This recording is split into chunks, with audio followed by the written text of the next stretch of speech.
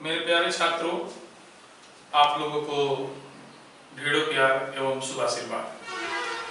जैसा कि 2-3 वीडियो अभी बनाए छोटे छोटे क्लिप में, सिर्फ यह देखने के लिए कि कितने लोग एक्टिव मोड में हैं और कितने लोग केवल कह रहे हैं कि नहीं सर पढ़ाइए पढ़ाइए, लेकिन रिस्पॉन्स अच्छा आ रहा है। आप लोग एकदम बिल्कुल पढ़ने के इच्छुक हैं तो पढ़िए। हमको पढ़ाने में क्या है, हम तो पढ़ाएंगे ही, हमारा तो यही काम है और आप लोग का प्यार है तो और बढ़िया से पढ़ाएंगे। लेकिन यहाँ पे बहुत बड़ा विवाद यह होते जा रहा है कि सर हिस्ट्री पढ़ाइए, सर पॉलिटी पढ़ाइए, सर ज्योग्राफी पढ़ाइए, सर इकोनॉमिक्स पढ़ाइए। अब एक ही दिन में सब कैसे पढ़ा देंगे, तो टाइम दीजिए, है ना। जिनका हो गया है वो चाहते हैं कि उसके बाद शुरू हो, और जो लोग नए हैं वो सोचते हैं जीरो से शुरू हो। तो ऐसा नहीं, हम आप लोग का कमेंट पढ़ते हैं, हमको भी सब बात समझ में आता है, तरह तरह के विचार आप लोग देते हैं और ये समझिए हम भी इंसान हैं। आप जो कमेंट करते हैं उसका प्रभाव हम पर भी पड़ता है। तो बहुत से लोग कह रहे हैं सर हिस्ट्री से शुरू कीजिए, पॉलिटी से शुरू कीजिए, बहुत से लोग हिस्ट्री में मेडिकल से शुरू कीजिए, मॉडर्न से शुरू कीजिए, एंशिएंट से शुरू कीजिए। तो सब मिलेगा, थोड़ा पेशेंस रखिए। नो डाउट लॉकडाउन अभी और लंबा जाने वाला है, आप लोगों का समय का दुरुपयोग नहीं होने देंगे हम। घर पे रहिए, खूब मस्ती से रहिए, पढ़ाई कीजिए और जो भी वीडियो आ रहा है उसी के हिसाब से आप पढ़ना शुरू कीजिए और धीरे धीरे सब होगा। और आज से मेरा प्रयास रहेगा कि हर टॉपिक का एक एक वीडियो बना करके, पूर्ण वीडियो बना करके आप लोगों को दें। अगर आप लोग अच्छा से रिस्पॉन्स दीजिएगा तो हम वीडियो बनाने के लिए प्रेरित होंगे, और नहीं देखिएगा तो हम काहे मेहनत करेंगे। हम बाल बच्चा संग बैठ के घर में टीवी देखें, और नहीं तो अगर आप लोग चाहते हैं वाकई में कि नहीं सर वीडियो बनाए, हम लोग को पढ़ाएं, तो आप लोग पढ़िएगा तब ना पढ़ाएंगे। देखो तो ऐसे ही वीडियो बनाने में खाली दीवार को पढ़ाना पड़ रहा है, और बाद हम देख रहे हैं यूट्यूब में डाउनलोड करते रहे, उसमें हम चेक कर रहे हैं कितना लिखा हमर पढ़ा है। भाई उससे हमरा कोनो फायदा नहीं है, फायदा रोरा लोगों के बाद हमर चिंता ना करी, हमर भविष्य तो रोरा लोगन का। तो ऐसे पढ़ाई अपने लोग शुरू करें। चलिए आज सब लोग के डिमांड पर हिस्ट्री शुरू कर देता नहीं, ऐसे टॉपिक से शुरू करता नहीं जिससे सब लोग खुश हो जाए, मध्यकालीन भारत से, ठीक है ना। तो मध्यकालीन भारत इतिहास के अंतर्गत हम यहीं से शुरू करते हैं। कारण यह है कि जिस बैच में हिस्ट्री शुरू हुआ था उस बैच में एंशिएंट इंडिया खत्म हो गया, तो 2 बैच में, एक बैच में तो मध्यकालीन भारत के भी 2-3 टॉपिक खत्म हो गया। वो लोग कहेंगे सर ना मोहम्मद गोरी के बाद शुरू करी, तो इसे नहीं होगा। मध्यकालीन भारत हम एकदम से शुरू करते, लेकिन कोई भी चीज को समझ के पढ़ने के लिए थोड़ा सा उसका एक बेसिक कॉन्सेप्ट होता है, अगर उसको क्लियर नहीं कीजिएगा तो कैसे होगा। तो मध्यकालीन भारत की शुरुआत जहां से मानी जाती है वह यहां से हम शुरू करते हैं, ठीक है। चलिए शुरू करते हैं। तो सबसे पहले मध्यकालीन भारत को लेकर के एक इतिहासकारों के बीच में एक जो बात होती रहती है कि इतिहास का वर्गीकरण, इतिहास का वर्गीकरण काल के आधार पर किया जाए कि वर्ग विशेष के आधार पर किया जाए कि धर्म विशेष के आधार पर किया जाए, इस तरह की बातें भी होती रहती है। जैसे काल के आधार पर अगर हम देखें तो इतिहास को नो डाउट 3 पार्ट में बांटा जाता है। एक होता है प्राचीन भारत का इतिहास, दूसरा आता है मध्यकालीन, तो सबसे फेमस यही विभाजन भी है, और तीसरा होता है आधुनिक भारत का इतिहास। लेकिन इसके साथ साथ अगर आप लोगों को इतिहास का एक और वर्गीकरण बताएं, जैसा कि इस इतिहास का जो वर्गीकरण होगा वो उसको करने वाले विद्वान का नाम है कार्ल मार्क्स। उन्होंने इतिहास को प्राचीन, मध्यकालीन, आधुनिक इस तरह से नहीं बांटा है। उन्होंने जो है वर्ग के आधार पर के हैव्स, हैव्स नॉट, जैसा कि हम पॉलिटी शुरू किए थे तो उसमें आप लोग को क्लास में पढ़ाए थे, और वीडियो अभी उसका नहीं बना है, बनाएंगे, उस वीडियो को देखिएगा, ज्यादा समझ में आएगा, क्योंकि यहाँ इतिहास पढ़ा रहे हैं। यहाँ संक्षेप में आपको हम बताने का प्रयास कर रहे हैं कि कार्ल मार्क्स ने जो इतिहास को बांटा है उनका वर्गीकरण थोड़ा दूसरे टाइप का है। वो वर्ग के आधार पर बांटते हैं। वे कहते हैं कि समाज में हमेशा से 2 वर्ग रहा है, एक हैव्स, ठीक है, और दूसरा हैव्स नॉट। मतलब एक जिसके पास है, एक जिसके पास नहीं है। मतलब एक अमीर, एक गरीब, मतलब कि एक मालिक, एक नौकर, मतलब कि एक पूंजीपति, मजदूर। इस आधार पर इतिहास को बांटा है। और उन्होंने बताया है कि जब इतिहास की शुरुआत होती है उस समय का जो समाज था वो साम्यवादी समाज था। कैसा समाज था? साम्यवादी समाज था। मतलब हर चीज हर लोगों के लिए, कोई प्रतियोगिता नहीं था, है ना। जिसकी जितनी जरूरत थी उतना प्रकृति ने खुद उपलब्ध करा के रखा था। किसी तरह का तनाव नहीं था, कोई मतभेद नहीं था। लेकिन चूंकि उस सबसे शुरुआत में मनुष्य में विवेक नहीं था, बुद्धि नहीं था, पशुवत जीवन जीते थे। इसको भी लेके विवाद है कि कैसा पशुवत जीवन, शेर वाला कि गाय वाला। तो मार्क्स का मानना है कि एक नोवेल मतलब गाय टाइप का, तो बुद्धिहीन समाज था। इसलिए उस अवस्था को मार्क्स ने क्या नाम दिया है? आदिम साम्यवाद। इस अवस्था में सबसे बड़ी बात है कि कोई वर्ग नहीं था। इसके बाद जो अवस्था आती है उसको उन्होंने कहा कि दास युग आया। इस दास युग से जो है समाज दो वर्गों में विभाजित हो गया। एक मालिक जो है थे और उनका नौकर। इस पर हम ज्यादा विस्तार से आपको चर्चा नहीं करेंगे, है ना। हम जब पॉलिटी शुरुआत करेंगे तो उसमें इसका वीडियो बना के आप लोगों को पूरा देंगे। यहाँ पे फिलहाल संक्षेप में समझते चलिए। फिर दास युग खत्म हुआ। क्यों खत्म हुआ, क्या क्या परिवर्तन आया जिसकी वजह से यह दास युग समाप्त हुआ? और उसके बाद आ गया कौन सा युग? सामंतवादी युग आया। इस सामंतवादी युग में भी समाज जो है कितने वर्गों में? दो वर्गों में बटा। कौन कौन? एक तरफ थे सामंत और दूसरे तरफ थे किसान, है ना। फिर धीरे धीरे यह सामंतवादी युग भी खत्म हुआ और आया पूंजीवादी युग। और इस पूंजीवादी युग में भी समाज दो भागों में बटा था। एक तरफ थे पूंजीपति और दूसरी तरफ थे मजदूर।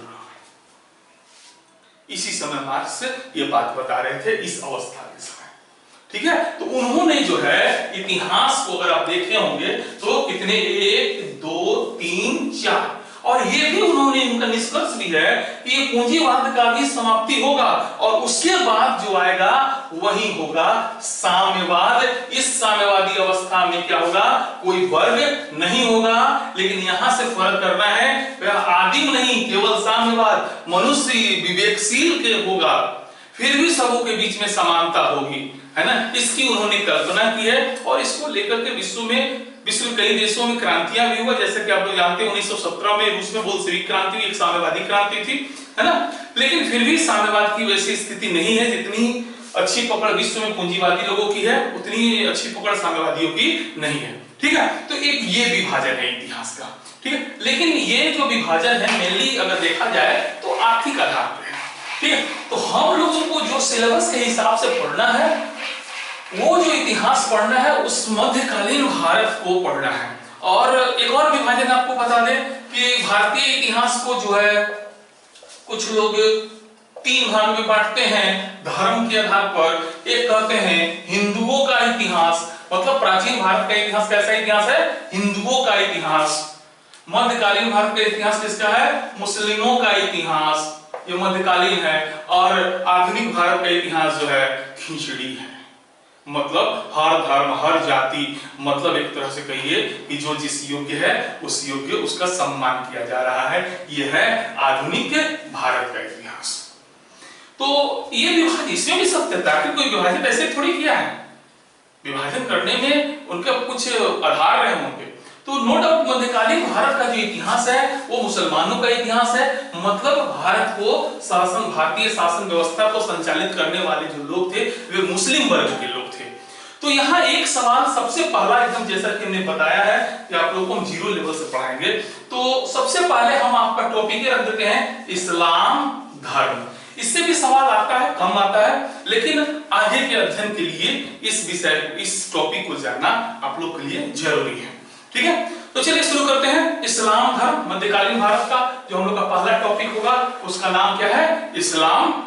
चलिए, तो इस्लाम धर्म, इस टॉपिक को पढ़ाने से पहले हम अपने सारे छात्रों को, यदि आप वीडियो जो भी लोग देख रहे हैं, इस बात को समझ लें, हम एक गुरु हैं और गुरु होने के नाते छात्र के लिए जो जरूरत होगा, जो सिलेबस में होगा, उसी बात को हम बताएंगे। हम किसी भी धर्म को बढ़ा चढ़ा के या उसका अपमान करना मेरा कतई उद्देश्य नहीं है। जो भी आपके किताब में है, जो भी आपके सिलेबस में है, वही बात हम बताएंगे। और हम आपसे भी निवेदन करेंगे कि आप भी एक छात्र के तौर पर मेरे लेक्चर को सुनेंगे, एक धार्मिक व्यक्ति के रूप में ना सुन करके एक छात्र धर्म के रूप में अगर इस वीडियो को देखेंगे, सुनेंगे लेक्चर को, तो ज्यादा समझ में आएगा और आपके कैरियर के लिए भी सही होगा।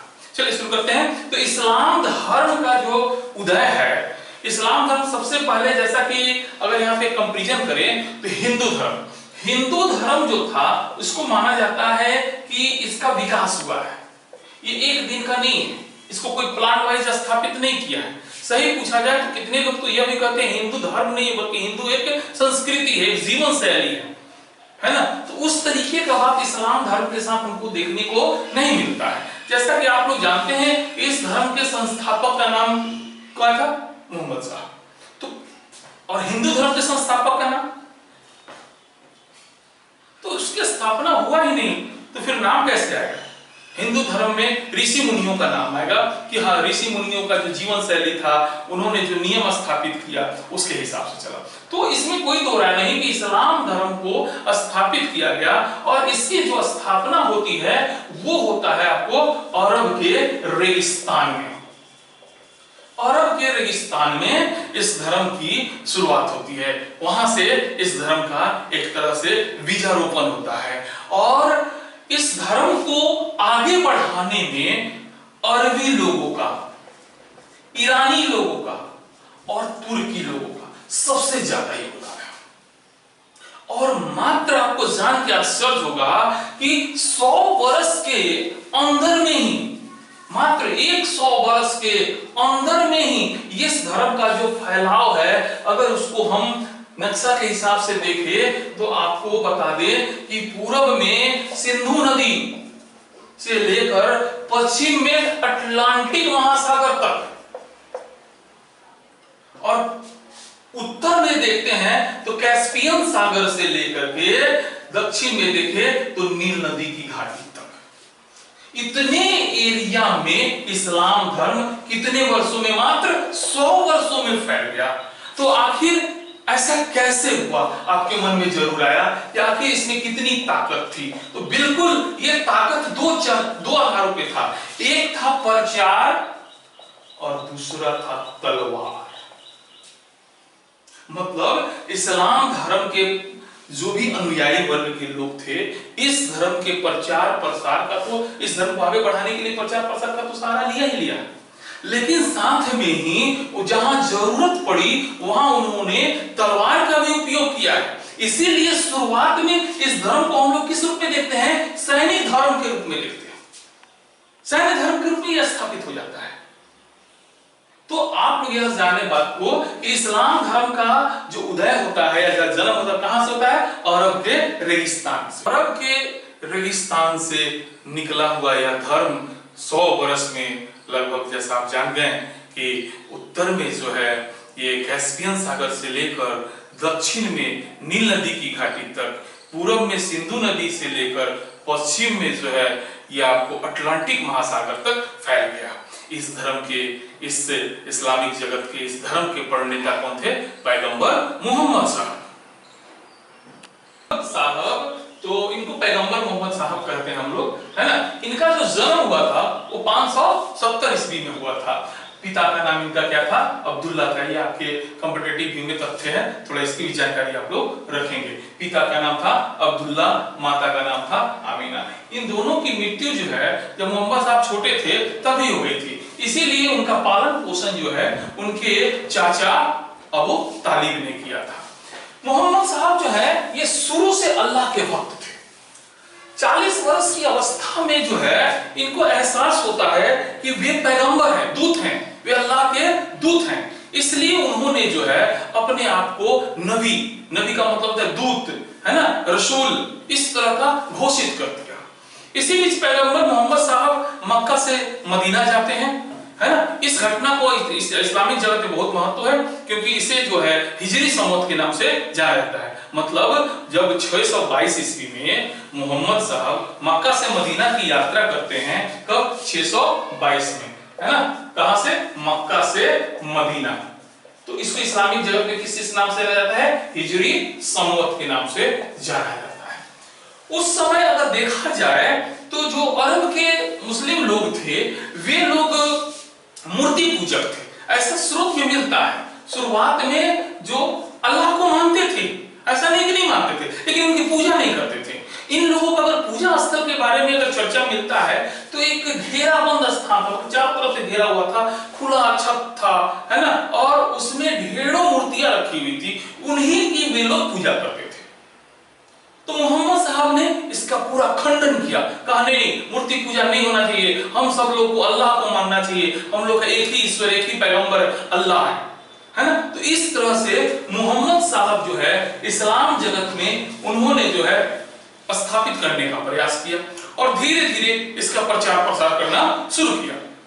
काफी लोग उनके करीब आने लगे, उनके विचारों से प्रभावित होकर के धीरे धीरे जो है इस्लामी जगत में लोग मूर्ति पूजा का त्याग करने लगा, अल्लाह को मानने लगा। और देखते देखते सही पूछिए तो एक ऐसे साम्राज्य का निर्माण होते जा रहा है जो राजनीतिक रूप से भी काफी सशक्त होते जा रहा है, पॉलिटिकली रूप से, धार्मिक रूप से उसका शुरुआत होता है, लेकिन कुछ समय बाद वो राजनीतिक रूप से हो जाता है और जिसके प्रधान जो होते हैं पैगंबर मोहम्मद साहब होते हैं। लेकिन यहां पर एक बात ध्यान रखना है, पैगंबर मोहम्मद साहब ने अपने आप को कभी प्रधान घोषित नहीं किया, वे अपने आप को पैगंबर मानते हैं, दूत ही मानते रहे, जब तक जिंदा रहे तब तक दूत मानते रहे, है ना। तो लेकिन हाँ, ये बात भी सही है कि उनके जीवन काल में जो उन्होंने इस्लाम धर्म का प्रचार प्रसार करना शुरू किया तो लोगों में एकजुटता आई और एक ऐसे क्षेत्र का निर्माण हुआ जिसके प्रधान मोहम्मद साहब को वो लोग मानते थे, लेकिन मोहम्मद साहब इस बात को नहीं मानते थे। वे अपने आप को किस रूप में देखते थे? पैगंबर के रूप में, नबी के रूप में, रसूल के रूप में, इसी रूप में वे अपने आप को देखते थे। ठीक है, इसीलिए 632 ईस्वी में जो है मोहम्मद साहब की जो है मृत्यु हो जाती है। उनकी मृत्यु के बाद जो है उन्होंने जो धर्म को चलाया था वो दो पार्ट में बढ़ जाता है, एक शिया और दूसरा सुन्नी। एक क्या होता है? शिया और दूसरा सुन्नी। इसके पीछे भी थोड़ा सा इतिहास है, उसको भी जानना चाहिए कि मोहम्मद साहब की जो पत्नी थी उनका नाम था खादीजा और उनकी एक बेटी थी जिनका नाम था फातिमा। फातिमा का शादी जो है वो अली हुसैन साहब से हुआ था और ये अली हुसैन मतलब पैगंबर मोहम्मद के कौन हो गए? दामाद हो गए। तो इन्होंने जो है मोहम्मद साहब से अलग विचार दिया और इनके विचार को ही मानने वाले लोग क्या कहलाए? शिया कहलाए। और जो लोग मोहम्मद साहब के विचार को मानते थे वे लोग सुन्नी कहलाए। इस तरीके से मोहम्मद साहब की मृत्यु के बाद इस्लाम धर्म दो पार्ट में कौन कौन? शिया और सुन्नी में बंट गया। शिया के एक तरह से प्रणेता थे अली हुसैन साहब और सुन्नी के हो गए पैगंबर मोहम्मद। सुन्ना जो सुन्ना में विश्वास करता है, किसके उपदेशों में? मोहम्मद साहब के उपदेशों में जो विश्वास करता है, मानता है, उनको क्या नाम दिया गया? सुन्नी नाम दिया गया। उसके पश्चात मोहम्मद साहब की मृत्यु 632 में हो जाती है। कब होती है मृत्यु उनकी? 632 में होती है। तो ये अपने मृत्यु के समय इन्होंने अपना कोई उत्तराधिकारी जो है नहीं चुना, जिसके वजह से क्या होता है मदीना में 633 ईस्वी में एक सभा बुलाई जाती है और उस सभा में मोहम्मद साहब के उत्तराधिकारी के रूप में अबू बकर साहब का चयन किया जाता है। ये अबू बकर साहब को खलीफा का नाम दिया जाता है। तो 633 ईस्वी में मदीना में एक सभा हुई, उस सभा में अबू बकर साहब को प्रथम खलीफा नियुक्त किया गया। क्योंकि इनका जो वंश था ना वो था उमैयद। कौन वंश था? उमैयद वंश था और इस वंश के कुल कितने? 18 खलीफा हुए। इसीलिए सब लोग को उमैयद खलीफा भी कहा गया है। यहाँ ध्यान देने की बात है कि मोहम्मद साहब अपनी मृत्यु के समय उससे पहले कोई अपना उत्तराधिकारी तो चुना नहीं था। तो फिर हुआ कि मोहम्मद साहब ने जिसकी शुरुआत की है उसका नेतृत्व कौन करेगा? तो इसको लेकर के मदीना में 633 ईस्वी में एक सभा का आयोजन किया जाता है और उस सभा में जो है अबू बकर साहब को खलीफा चुना जाता है। मतलब खलीफा शब्द जो है यहीं से शुरू होता है। ये प्रथम खलीफा थे अबू बकर साहब और चूंकि इनका वंश क्या था? उमैयद, इसलिए इनको उमैयद खलीफा भी इतिहासकार लोग कहते हैं। ये लोग उमैयद खलीफा थे और इस वंश के कुल 18 खलीफा हुए। लेकिन होता क्या है ना कि ये ईरानी लोग जो थे इन लोगों से, अरबी लोगों से काफी असंतुष्ट थे। उम्मयद वंश से उनका काफी दुश्मनी था और साथ ही वे अरबी लोग भी इन लोगों से असंतुष्ट थे जिनसे ये लोग सत्ता छीना था। इस वजह से इन लोगों के ऊपर हमेशा खतरा मंडरा रहा था और फाइनली जो है अब्बासियों ने जो है इनके ऊपर अटैक कर दिया। इसके बाद एक युद्ध होता है, ठीक है, उस युद्ध का नाम है जब का युद्ध। और इस युद्ध में जो है अब्बासियों ने जो है उम्मयद वंश के अंतिम खलीफा मारवान द्वितीय को परास्त कर देते हैं और उनको मार भी डालते हैं। और इस प्रकार अब खलीफा का पद किसके पास चला जाता है? अब्बासियों के पास। और इन लोगों के नेतृत्व में ही यह इस्लाम धर्म का और प्रचार प्रसार होता है। और फाइनली जैसा कि आप लोग जानते हैं कि प्रथम विश्व युद्ध के बाद में ब्रिटिश सरकार ने जो है खलीफा के पद को समाप्त कर दिया और तब से लेकर आज तक आज इस्लामिक जगत में कोई खलीफा नाम का कोई व्यक्ति है ही नहीं, मतलब यह पद समाप्त हो गया।